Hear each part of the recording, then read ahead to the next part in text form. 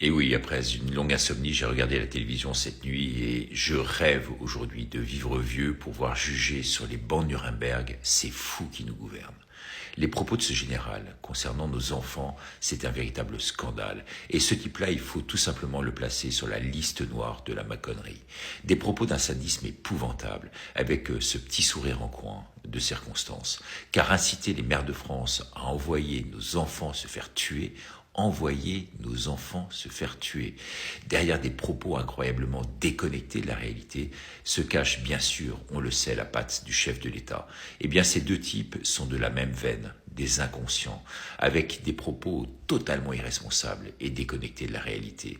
Pensez-vous vraiment que la Russie soit un ogre à nos portes, comme le répète Macron? Je suis allé en Russie, j'ai vu les autorités, je peux vous dire qu'il n'y a rien de tout ça derrière. Pensez-vous vraiment que les Russes n'ont qu'un objectif? Envahir la France, je suis allé en Russie, j'ai vu les autorités, il n'y a rien de tout cela.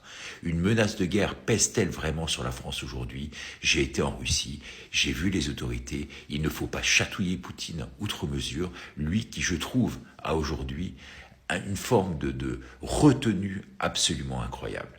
Eh bien, le chef d'état-major des armées, le plus haut gradé en France, promu comme par hasard en 2017, c'est purement et simplement un type extrêmement dangereux, un criminel aux mœurs cachées qu'il faudrait du reste connaître, qui ne doit sa réussite qu'à un jeu d'antichambre, lui qui, comme fait d'armes, n'a eu que le bombardement dans des villages africains ou encore au Moyen-Orient, avec des rafales des pays les plus pauvres du monde dans des villages les plus abandonnés. Oui, un bon jugement, et pour lui, le tour sera joué.